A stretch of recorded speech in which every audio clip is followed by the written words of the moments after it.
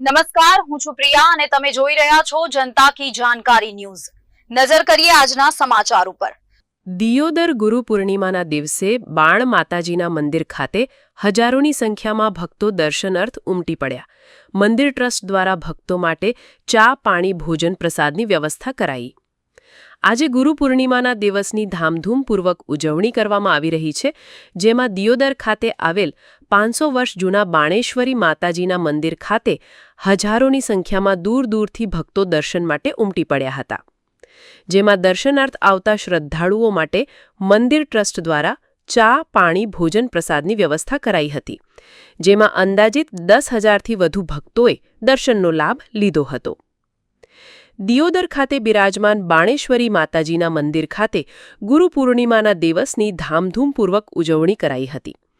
500 વર્ષ જૂના આ મંદિર ખાતે ગુરુ પૂર્ણિમાના દિવસે સમગ્ર ગુજરાતમાંથી હજારોની સંખ્યામાં શ્રદ્ધાળુઓ દર્શન કરવા માટે ઉમટ્યા હતા। વર્ષો જૂના આ મંદિર ખાતે દર પૂનમે શ્રદ્ધાળુઓ દર્શનાર્થ આવતા હોય છે, જેમાં પાવન દિવસ ગુરુ પૂર્ણિમાના પાવન દિવસે વહેલી સવારથી શ્રદ્ધાળુઓનો ઘસારો જોવા મળી આવ્યો હતો।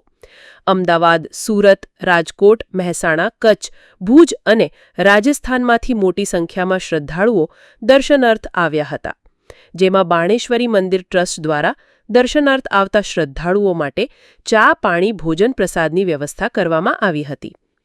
આ બાબતે મંદિરના સંત શ્રી નારાયણદાસ બાપુએ જણાવેલ કે આ બાણેશ્વરી માતાજીનો ઇતિહાસ અંદાજિત 500 વર્ષ જૂનો છે। અહીં 25 વર્ષ અગાઉ મંદિરનું નિર્માણ કરવામાં આવ્યું છે। આ મંદિરને પરમ પૂજ્ય જગજીવનદાસ બાપુએ આ મંદિરને શૂન્યમાંથી સર્જન કર્યું છે। દર પૂનમે અહીં મોટી સંખ્યામાં ભક્તો દર્શનાર્થ આવે છે, જેમાં આજે ગુરુ પૂર્ણિમાના દિવસે સમગ્ર ગુજરાતમાંથી હજારોની સંખ્યામાં શ્રદ્ધાળુઓ માતાજીના ચરણોમાં દર્શનાર્થ આવ્યા હતા। જેમાં દર્શનાર્થ આવતા શ્રદ્ધાળુઓને કોઈ તકલીફ ના પડે તે માટે મંદિર દ્વારા ચા, પાણી, ભોજન, પ્રસાદ પણ વ્યવસ્થા કરાઈ હતી, જેમાં અંદાજિત 10,000થી વધુ ભક્તોએ દર્શનનો લાભ લીધો હતો।